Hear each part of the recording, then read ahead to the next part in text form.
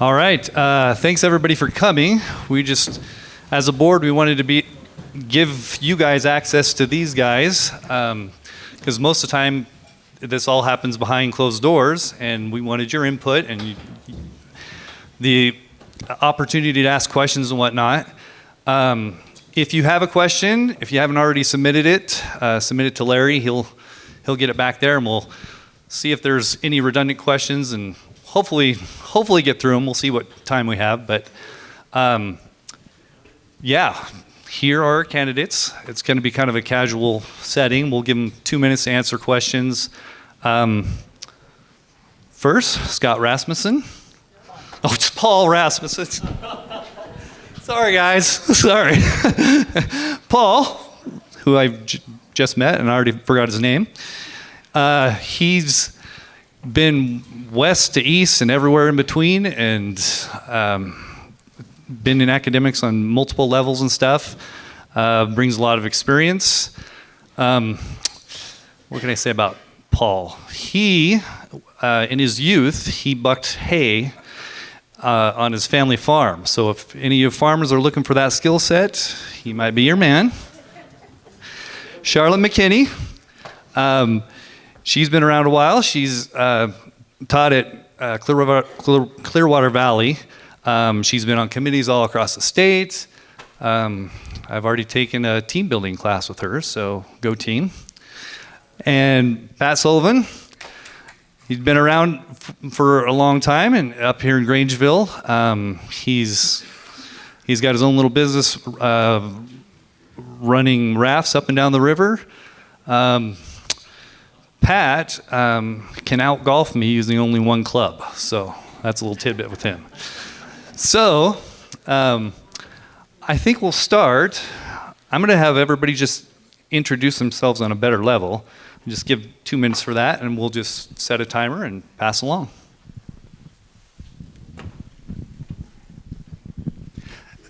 Thank you very much for that warm introduction. So I'm Dr. Paul Rasmussen. I am delighted to be here. Just to get to know me a little bit more. So I'm originally from Washington State. I grew up in a small town in a place called Mount Vernon. So if you never know where the tulips are, that's where I'm from. So I come from a background, moved out east, and what I always say, your background always kind of that guides your work, always moving forward. And those values that I had growing up kind of helped me kind of become the leader that I've become. I was a middle school and high school math teacher for 13 and a half years, and I've been an administrator at the district level for another 13 and a half years, leading a number of initiatives. And really the three words really come to mind when I always think about what kind of makes who I am. I've always been a learner, always trying to learn about the best methods of teaching, how do various leadership aspects, and moving from there. And it goes to my second kind of word I always think about is a collaborator. Comes back from my coaching days. I believe that a team is always accomplishes more than the individual. I mentioned today when I was talking, I always believe in the acronym. Team means together everyone achieves more. That's kind of the beauty of education, as we want to really kind of be pushing and always be working together. We can always achieve more by working together. And my last one, I'm a leader. I've been in leadership for a number of years, going back to when I was a teacher leader, and then going into administrator, and also going into and becoming what I call a leader of leaders, of how do you kind of best support the principles that are in your building. And that's, to me, especially we have some great new principals on board, and I really have that skill set to really support them and help them move them forward.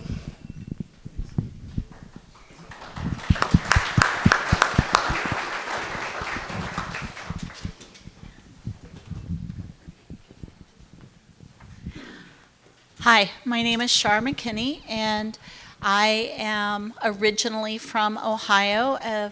Is Mr. Minot here? He told me that was a good place to be from.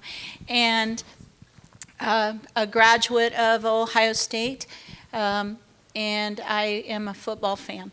But we moved out here family property. My in-laws had bought a farm out here back in the early 60s, hoped they would get to retire. Life happened, that didn't work, so my husband and I have been out here. Our kids graduated from Clearwater Valley High School, went on to be Idaho Vandals, and I have taught middle school and high school, and I teach a lot of different things: English, history, government, speech, and I was a SPED teacher for 3 years. I have had my admin certification for quite some time. I'm partway through my doctorate in administration. I support pretty much all the stuff that comes around. Anybody that has a raffle, I'm the one that's, whoever asks me first, I buy the tickets. I believe that our community is starting to go in the right direction. I really do. For a little bit, it was a little bit shaky. And I think I'm the person that can lead it into the right direction. We all want the same thing here. We all want good community. We want our kids to have good values and a good work ethic when they leave. And one thing that is going to change in the near future is they're going to change graduation requirements. And I'm getting the flag, so I'll continue that on another answer. Thank you.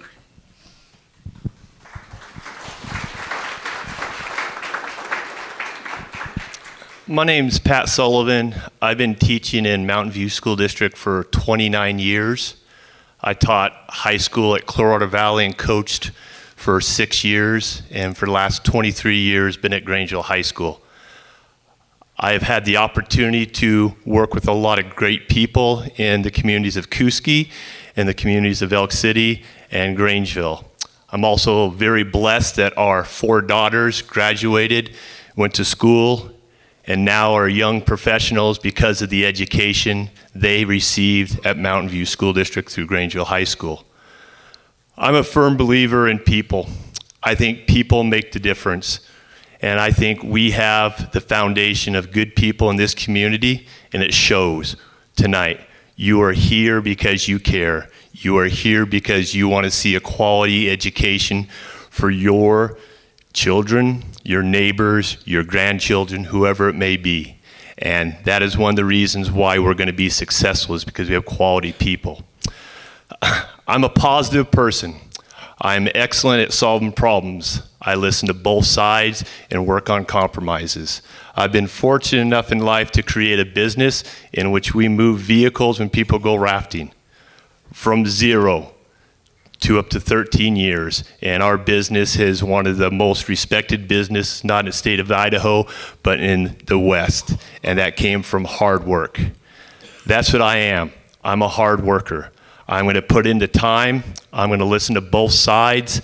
I'm going to work, and we're going to continue the growth of Mountain View School District. We're going to continue to educate and produce fine young people like my 4 daughters that came from this community and from this school. And I thank you for this opportunity to talk with you.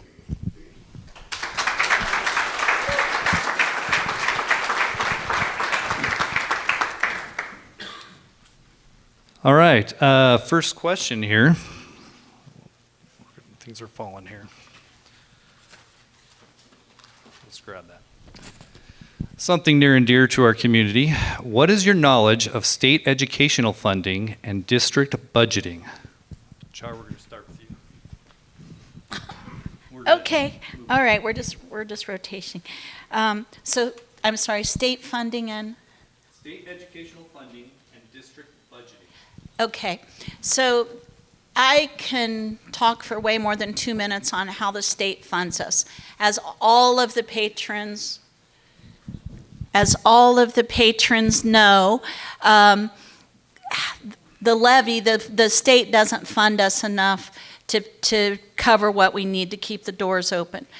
Our budget is approximately $13 million, and $9 million of it is earmarked specifically for things like special ed, transportation, teacher salary, we don't really have any play in what we do. And our district budget then, if any of you went to the budget meetings, there's not a lot of play. There is zero play.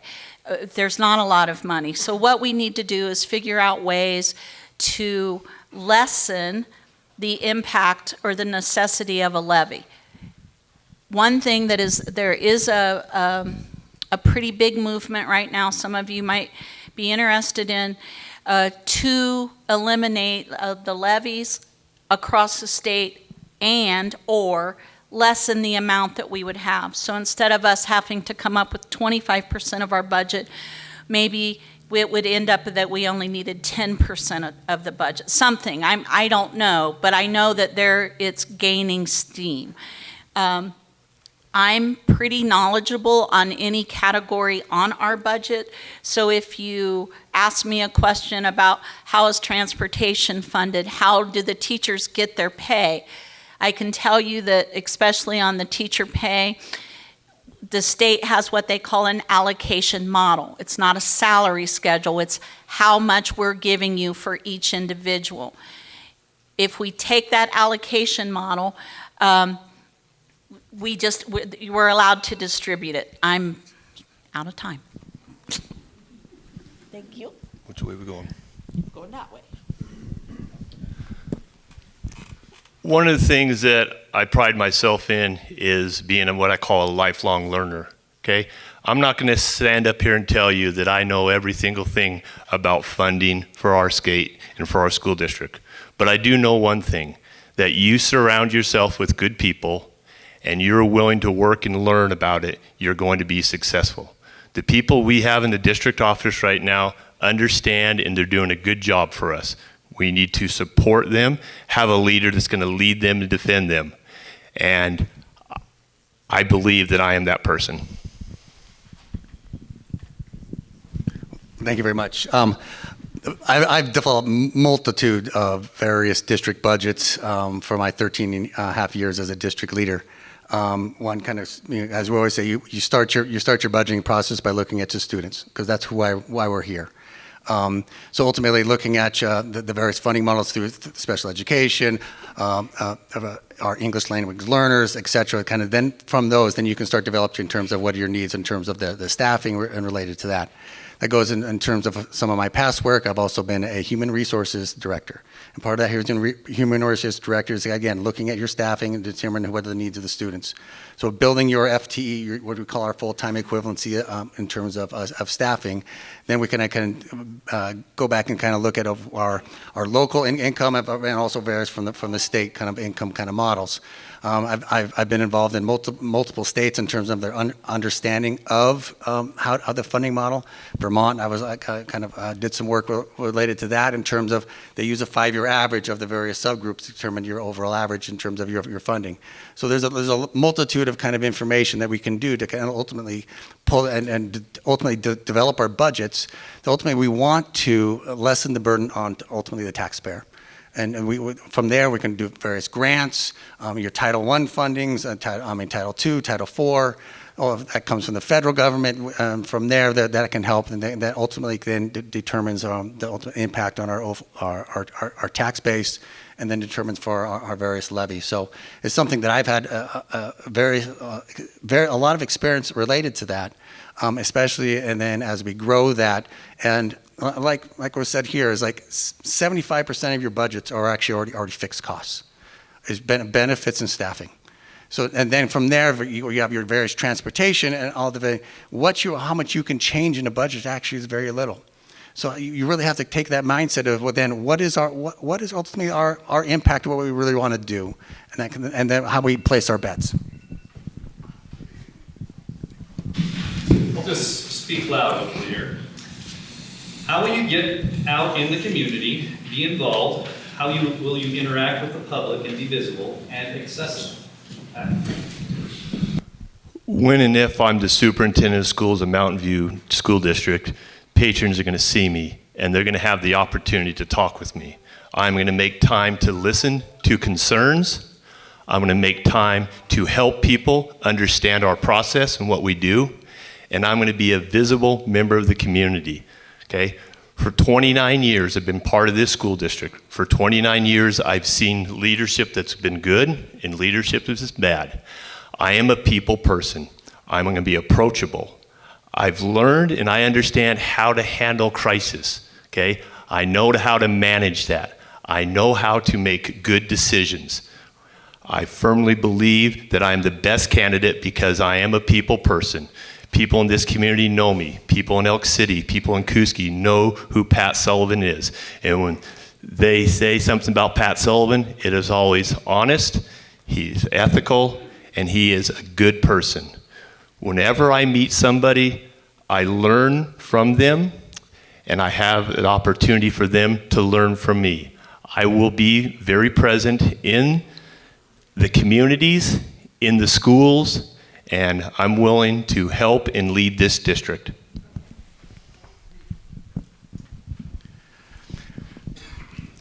Visibility. I mean, it's key at the building level, but it's also key at the district level. To me, this is why we are here. Like the visibility of going out to all the various sporting events. It's seeing the students in success, and that really is our passion of why we make all our decisions here. Going to the band concerts, talking to people. I'm a very open and personal guy. It goes back to, I think, when I was a teacher, to when I was a football coach, to when I was a wrestling coach. All those various aspects is, I put my pants on the same two legs as everyone else here. I'm just like anyone that could be sitting out in this crowd here. So it's really, to me, that's the key. Is visibility is about building relationships.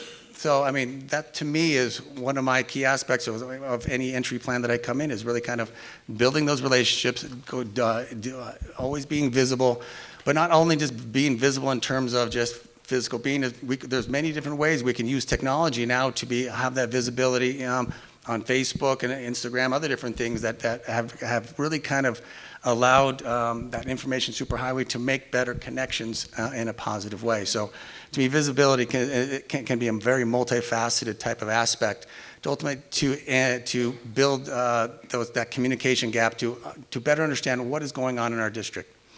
I mean, that's the key.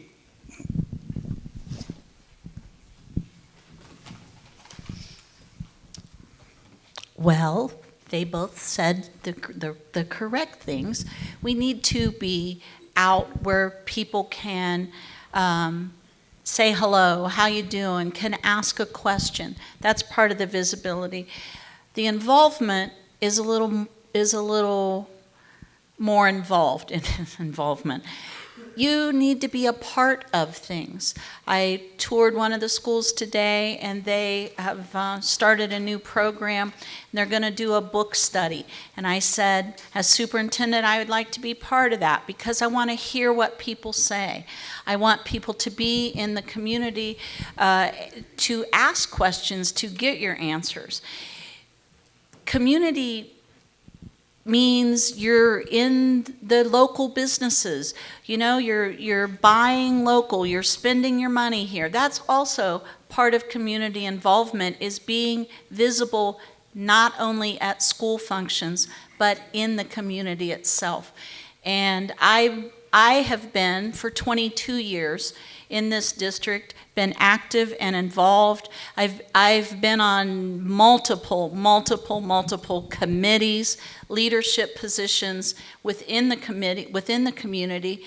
A long time ago, there was a U of I had a committee about growth in the small rural areas.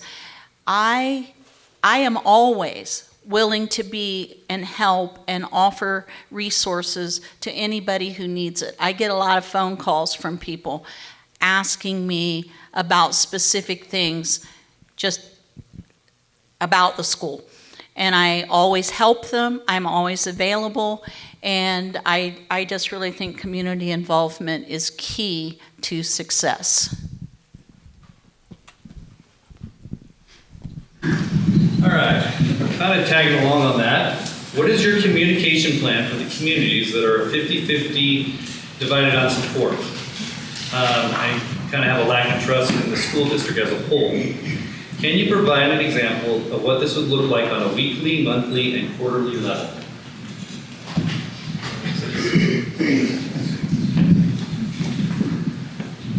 I mean, like again, communication and builds trust, and really we need to build trust in our educational system, because that's the foundation of our community. We send our most valuable resource every day into our buildings, and we want to make sure that what we're doing is that we're doing the right things to support our children of the community. And the communication should be a multifaceted approach. One, not at the building level, and I've had experience in working with my principals in the past. I've always having a weekly letter being always sent out every day, not every day, every week. I can even go as an example of my son's principal back in Connecticut would send out a voice recorded message to kind of go over what are the things going on in the building every week. Very important to build that and understand, so everyone knows what's actually going on. And there's also that, and this also should be done at the district level of ultimately what's going on in the district. What are the important events that are coming up? These are all the different things that provide the communication. But if you know what's going on, then we can actually then we all can work together to support the needs of our children in the building. So in the end, that would be my approach to is be a multifaceted approach. One, communication at the building level, but also communication at the district level to going on to what we are all one district here, and we all want to be supporting each other in the educational experience for all our children that we send to the schools. Communication is vitally important for us to be successful. So the question, if I understood it, was some people voted yes and some people voted no? Was that? Okay. So communicating to everybody, right, not just one side or the other, does take a planned effort. And that means that more availability on the district website, more availability in the building with giving instruction to the principals to distribute it again. The paper obviously cannot just publish everything that we say, but the key things we could make sure that it's in the paper. So make sure that it's in, all the information is in the places people want to look. Not everybody gets the paper, so that's not the only source. But being available to talk, being available to your principals, and making sure the principals are also communicating with the families. So you may get double communication, but I guess that's better than zero communication. So we will use a multitude of avenues in order to keep everybody as much informed as possible. And again, we'll keep talking about our fiscal responsibility and updating you on things like deconsolidation. If the board wants us to do that, if the board would say, hey, we want you to go ahead and start the process, then that's what I'm going to do. I'm going to start the process. I'm going to let everybody know where we're at in the process, because it doesn't just happen. You don't just fill out a paper and it's done.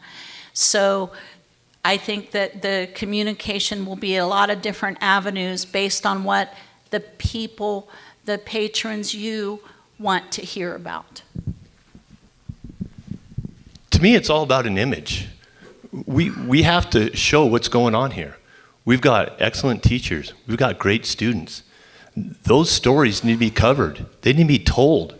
We need to talk about and celebrate our successes, okay? Lori Palmer has been covering this school district for years, and I've worked with Lori in the past, and she's always done a great job of telling the story of what's going on at the school.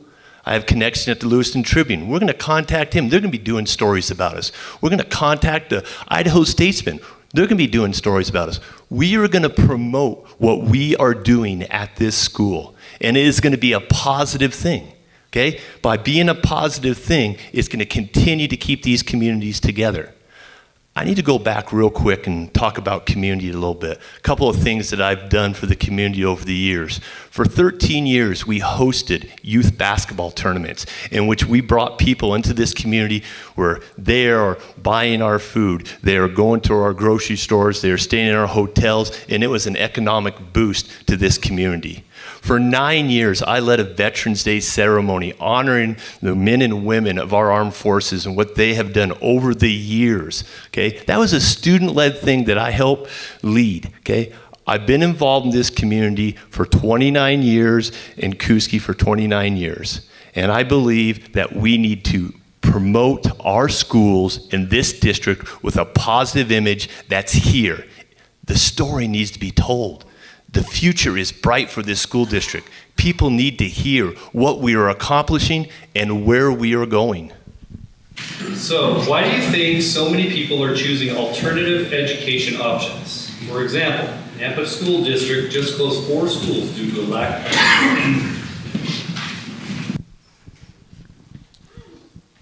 I think that some people are choosing an alternative option. If they're in a bigger area, they have more options. We don't have a lot of options.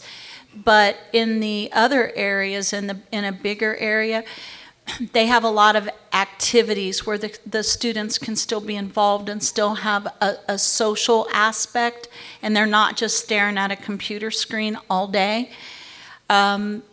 I don't know. Maybe it's because people's job structure now is different, and so the traditional school hours maybe not fit in. I really don't know why people choose that. I would not choose that for my kids or my grandkids because I want them to be in school. I want them to see different people. I want them to have exposure to the great teachers that we have. I'm not sure. Sorry, I don't know why people would choose to stare at a computer screen all day. I don't think that's what we're trying to teach our kids, because it would be very hard if that's all they did all day for them to then enter the workforce and you never talk to anyone, you never see anyone. So I don't know why. That wouldn't be my choice, but I like our schools. I like Mountain View, so I want everybody to come here. Freedom.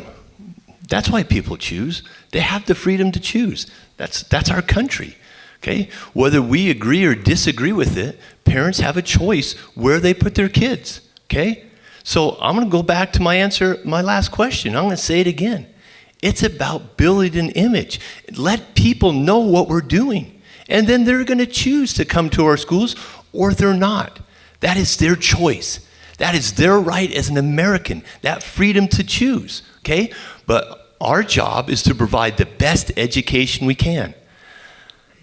Had a great tour today to see the potential. Vinny Martinez is the new principal of Clearwater Valley, a former student of mine, and to see the energy, the ideas that he has for Clearwater Valley High School, that place is going to take off. It's going to take off and be what it was when Vinny was a student. And people are going to have that choice. Do we want our kid educated there or not? Okay? It's a freedom that we have. The parents have that choice. That's outstanding. But when we have people like Vinny Martinez leading our schools, I believe they're going to make the right choice and go to our schools. It's a hard question to answer because without actually, to me, you have to delve further into the problem before actually drawing to any overall conclusions. Usually when a student actually withdraws to go homeschools, you want to actually gather that information. The more you can gather that information to draw a overall kind of conclusion, then you can actually make better decisions on, are we actually meeting the needs of our students? Asking those tough questions. Are we focusing on the things that we really value as a community? I did some work at my prior district. We talked about we developed a vision of the graduate. What does the community really value in terms of what do we want our students to be graduating with? Like, for example, I call them like the 4 C's: communication, collaboration, critical thinking, creative thinking. And then I also added on perseverance. Those are the types of things that we want to kind of be providing our students opportunities to really become those 21st century learners, to be actually prepared to actually go out into the workforce and be that effective employee or own their own business. Those are the types of things that we want to be focusing on. So that's, to me, I mean, it's hard to answer the question, but we need to, sometimes, if that's the case, we need to be doing a reflection in the mirror. Are we providing the education that we really need to for students to be successful in today's society? So that's where how I kind of focus on, is kind of taking that critical look in the mirror to determine, is our schools working as they should be.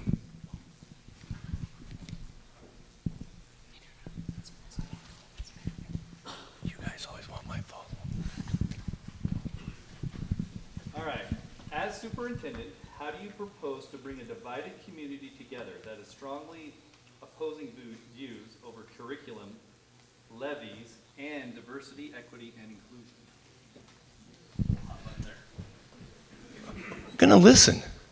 Gonna listen and hear concerns, okay? What are people upset about? What do people want to talk about, okay? And when we find out exactly what the issue is and what people are mad about, okay, then we can work together. There is no doubt we can work together and be successful, okay? For 31 years I taught, and when kids come into my classroom, they felt safe, they felt equal, they felt protected. And that's because of my personality. That's because how I relate to kids, okay?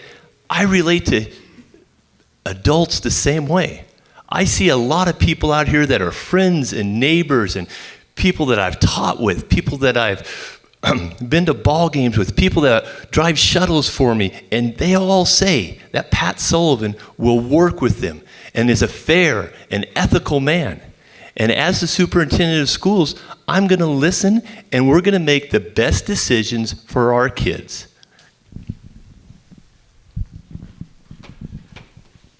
I mean, ultimately, those 3 topics we really want to get at is focusing on what do the students need. And when we focus on curricula, we actually focus on what do the students need to know and do. That's really the definition of curriculum. And based off of that, then that helps make decisions on terms of our levies, to support the various needs, to what do we need to put in the hands of our teacher for them to be successful, to teach all students. We're not here for one group of students. We're here for all students. That's really written into the mission of the district.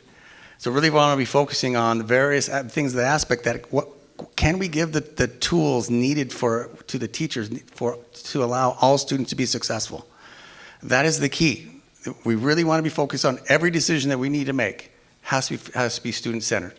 And if we focus on that, then I think that really kind of goes on to kind of that promotion of, and then to the success of the levies needed to what we need to provide our students to go out and be those 21st century kind of employees as they leave our school district. Like I said again, communication, collaboration, critical thinking, creative thinking, and perseverance. Those key aspects. We want every student to have those various aspects as they got prepared moving forward.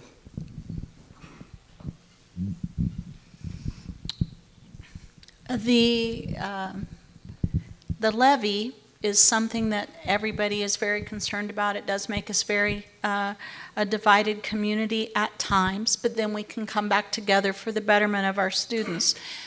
What I will tell you as superintendent I will do is make sure that we are continuing with the budget reports. We are continuing to tell you about major expenditures or things that are upcoming in a plan, because you have to have some kind of plan. Try to keep you informed on that. As far as the curriculum, as we know, there was a disagreement on this last curriculum that was presented. And so I think going forward, the way that we can work with this is to have some type of procedure and what is it that we want in a curriculum before we go through this process and make people mad and uncomfortable. We need to listen to the community. We need to find things that satisfy what our kids need in order to be educated, and we need to have curriculum that is not offensive to anyone in our community. So I would suggest that the next time we look at a curriculum prior to even the start, that the board determines what it is that they will accept and not accept, and let's get a plan, and again, have community and staff involved so that we come to the best thing for our students. And I guess that's it. Oh, yeah. I'm going to steal this because people can't hear me in the back. Sorry. How does the chain of command work for student, parent, teacher, principal, and superintendent?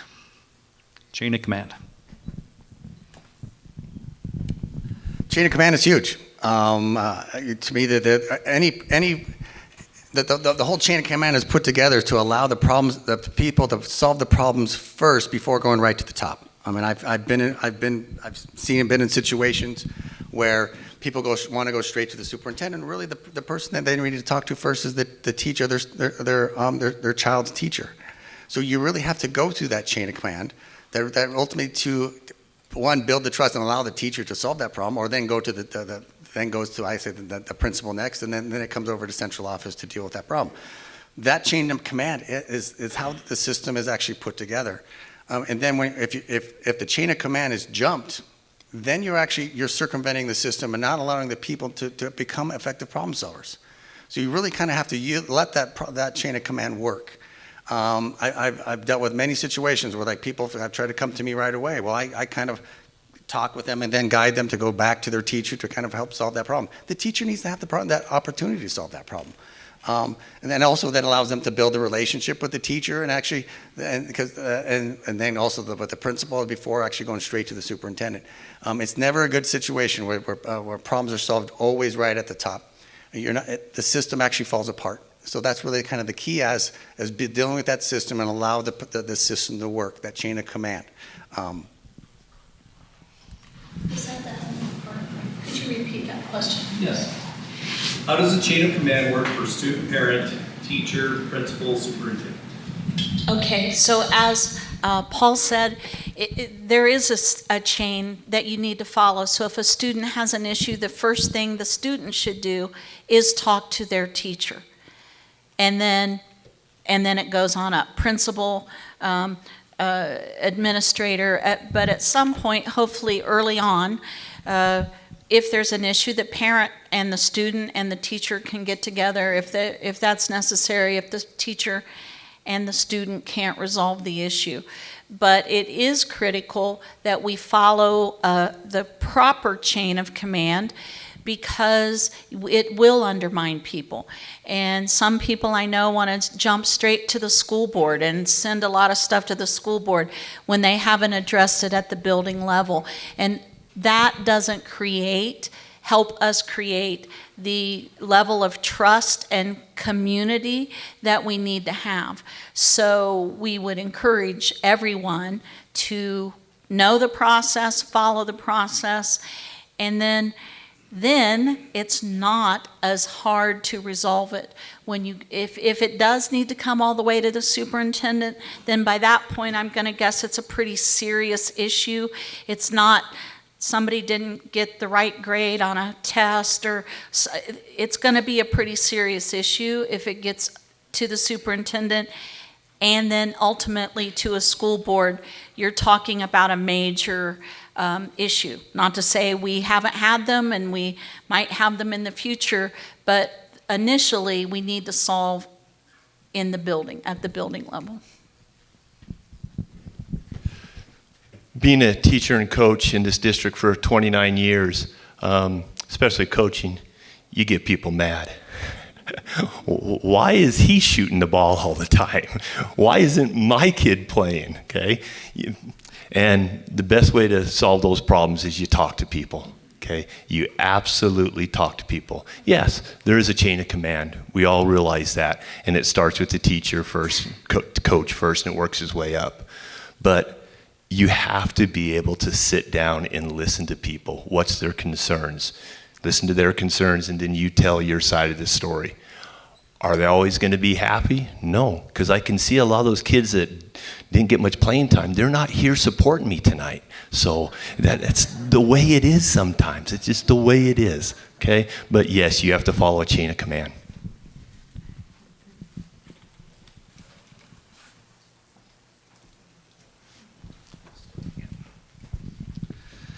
How do you see your past affiliation with teachers' unions affecting your relationship with union and non-union teachers?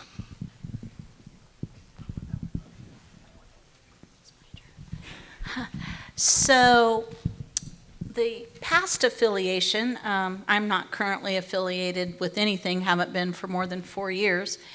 And I want to tell you that this might shock you guys, but Idaho, Republican state. I know that might shock some of you to think that we're a red state. Most of the teachers in the state are Republican. The reason people are members of their local unions is because by Idaho statute, by law, if you do not have a majority of membership, then the teachers cannot negotiate for their contract, for their salary and benefits. So by law, you have to have a majority membership. So that's why the majority of the teachers in the state, and the way, and that's not hyperbole on my part, the majority of the districts in the state have master agreements, which means the majority of their teachers are members. So I'm not making that up. That's Idaho statute. We only have 2 districts in our area that are not affiliated, and that's Cottonwood and Cul-de-sac, and there's probably 3 or 4 in the whole state other than that. So I don't see that it's an issue dealing with members versus non-members. As a superintendent, I would not know who the members are. That's confidential information. They would not, in any sense of the word, supply a list to the district. So there would be no distinction because you wouldn't have no idea who it is. Oh, that's perfect. I'm a member of the local union, and I'm a member of the teachers union for 31 years, okay? And I've been a leader in terms of negotiating with the school district over contracts. I have been asked before to run for office. I declined because at the time I was coaching and my daughters were young, and I believed I didn't have time. In my opinion, teachers join teachers union to protect themselves. Way back in 1987, when I was in Intro to Teaching, back in Dr. Tolman's class at Lewis Clark State College, he said, you need to protect yourself, and a teachers union will protect you because sometimes you're wrongly accused of things, and the teachers union protects that. And I sit here being honest with you, I'm a proud member of the teachers union. Yeah, one of my roles when I was the Director of Human Resources was to work with the union on a multitude of aspects. One being actually negotiating various contracts and various attributes of the contract. But yeah, taking it from a district point of view is an important aspect. And I really kind of developed the understanding of there is importance of a union, really, as was stated here, to kind of talk about what really kind of developing those common expectations of various working kind of conditions, the length of the day, etc. When I was an administrator, I sat on the other side of the table, where I was also I was the treasurer, but also I worked and I actually negotiated on terms of our administrator contract to to develop again the pay in terms of working condition. So it's really important to understand that there's both sides, and that's really the understanding of negotiation is a give and take. So you have to understand what both sides kind of come in. Ultimately, we need to come to an ultimate agreement. And having that experience, especially as a superintendent, will actually take me far. I've been working collaboratively with those units to ultimately kind of resolve issues. And that's really what they're almost the rules of the game of how things are dealt with when working with teachers, or even with the union, or even the non-union. Those are the various contracts what you sign in terms of working conditions, pay, related to that. So it doesn't, the union kind of takes it from a very global point of view. Your non-union can also work with, you can have non-union individuals in a district, and you work with those on those individual contracts related to that. So it's an experience that I come very versed in my experience as 13 and a half years as a district administrator.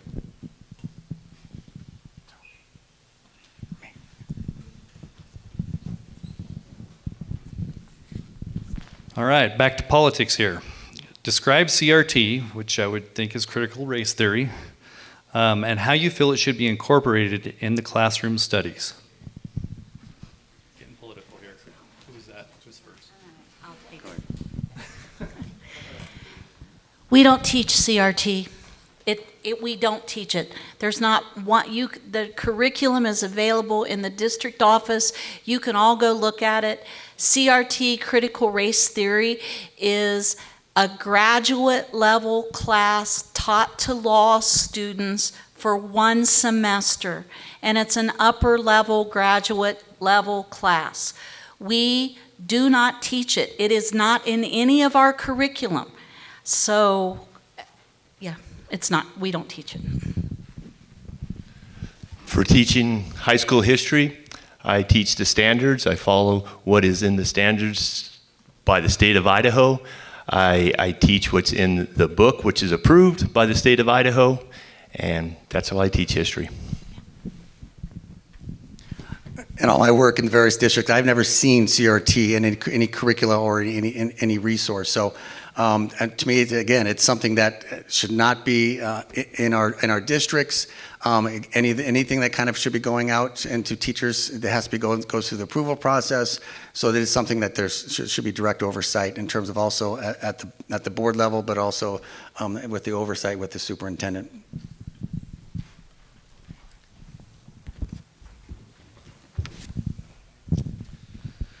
What is your job experience beyond the public school system?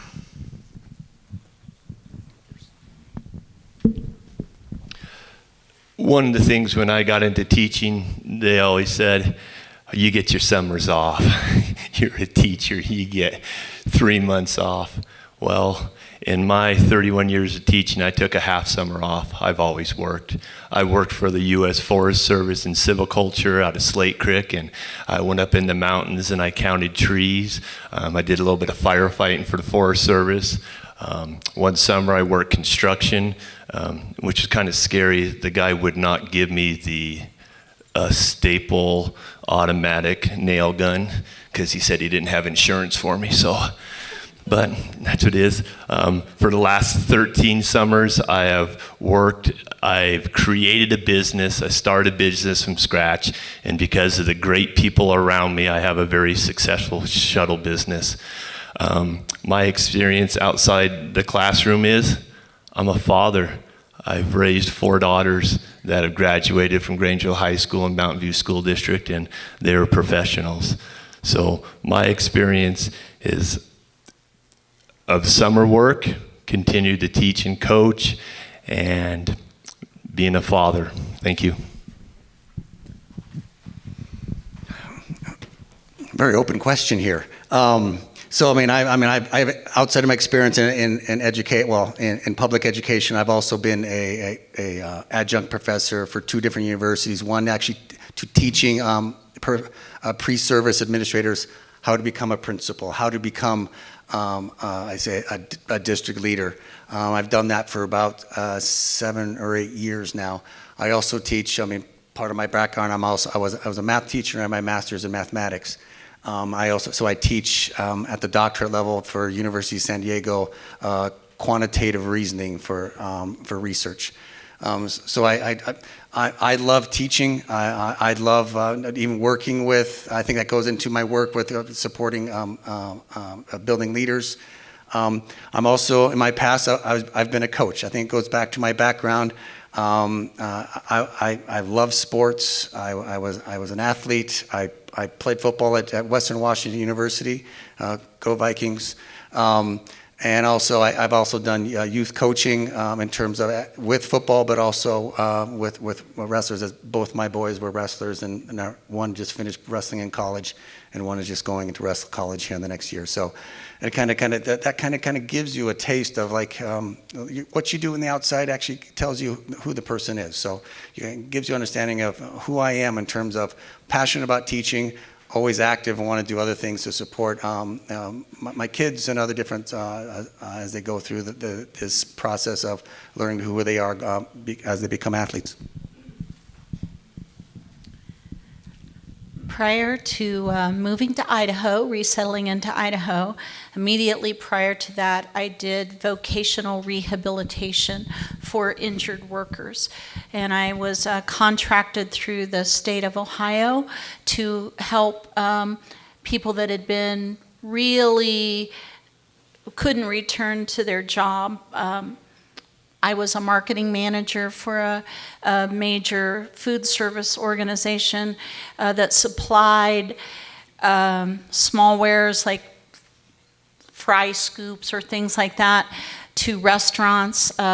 Wendy's was our biggest customer. And for 10, 11 years, I worked for McDonald's Corporation as a troubleshooter, where I went around to stores that were not performing correctly and helped them line out a plan on how to get to improvement. So with these three positions, just those three positions before I entered education, involves a lot of leadership. It involves a lot of budgeting, and it involves a lot of decision making. So I know that I would be able to handle and do this job very well because not only that, but because I have been with the district and with the community for 22 years.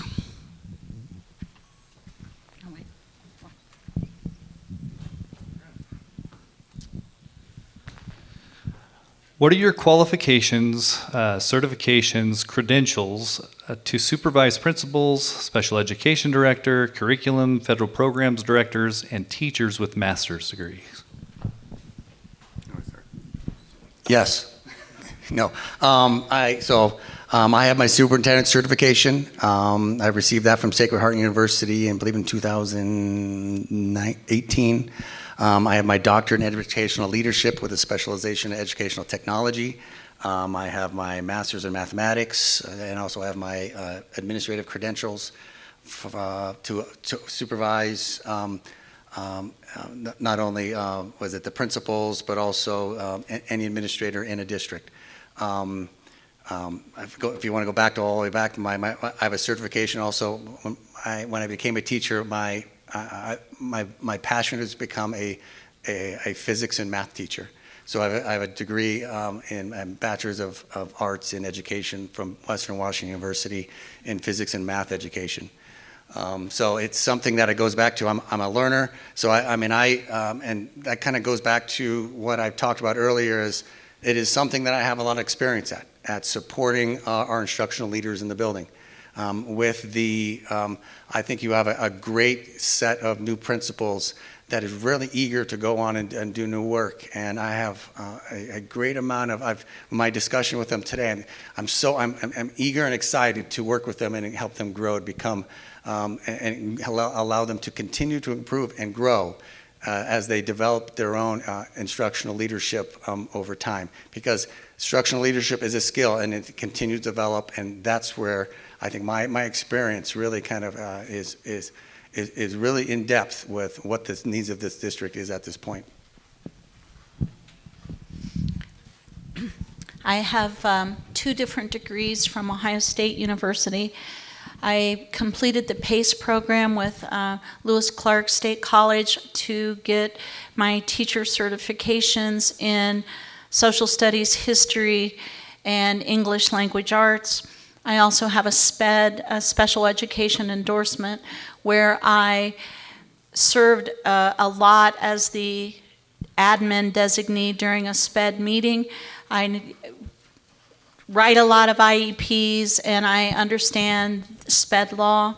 I have a master's degree in administration, and I am halfway through my doctorate degree in administration. A bachelor's degree in social studies and secondary education from Lewis Clark State College.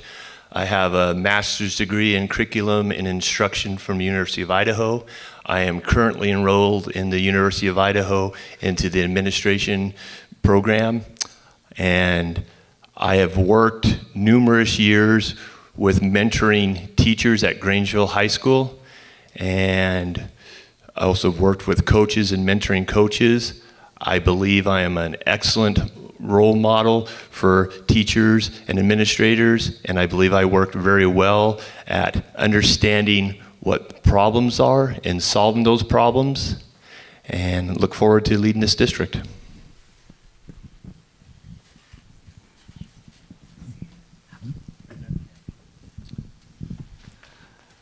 If selected for this position, how will you involve parents to a greater extent in the education of their children?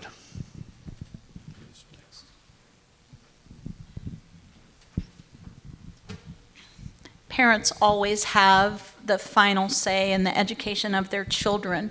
And I would encourage, as superintendent, the principals to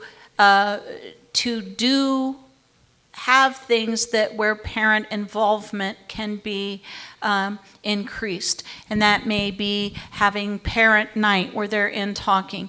It could include a newsletter that is specific to your school. It could include tours or inviting people to come in and be in the classroom. Whatever a parent is most comfortable with is we should encourage. So if you want to be in the classroom and you want to volunteer, we always need volunteers. That would be great. If you just want to visit for a day, you don't have to do any paperwork. You can just come in and be there. Mostly we have volunteers at the elementary level. We don't have a lot of parent volunteers. I had one the whole time in the high school and middle school. But if that's going to be an encouragement, not only the district will support that, as superintendent I would support that. I'm sure the board would want to support parent involvement, but really the parent involvement, while as superintendent I would encourage the principals to step up their game, I guess you would say.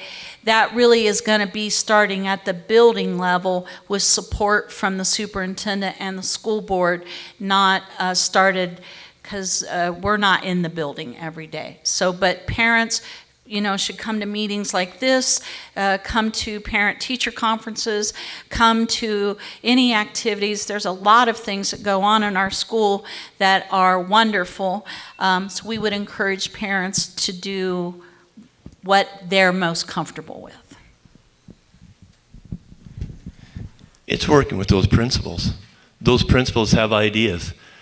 Getting a tour of gyms today and listening to Jessica Robinson talk about what she is doing at her school, it's outstanding. It's absolutely outstanding. So I would talk with the principals and say, hey, how are we going to get parents more involved? What are parents concerned about? How can we help solve those concerns? Okay? To me, it's about working with the principals because we hired them to do a job and they have some ideas. They're excited. They are ready to do their job. And I think you work with your principals, you're going to get some good ideas and you're going to get parent involvement. Thank you. Well, yeah, you have three variables that actually can support the child. You have your parents, you have your school, and you have your community. All three need to be important aspects into making sure that every student is successful. And in the end, we need to, as a school environment, need to do a better job of not only bringing them in, but also supporting the parent at home. I've worked with my past principals. Well, here's one example of rethinking open house. You have a captive audience of parents that are sitting right in front of you as a teacher. When I worked with my principals, we actually talked about how can you rethink open house to talk with the parents. What needs to be done to actually support the child at home and the student at home? So rethinking the different ways that we can find different avenues to support the parent, because parenting is hard. We've all been there. I mean, I've raised two sons, but the more resources that we can help provide parents as a district, the more that the students will be successful. And in terms of that goes into involving the parent, bring them into the class, and any of those different aspects of working with the principals, like that was said here. The more that we can provide various options to support the child, support the student, the more the higher probability of the student being successful in our building.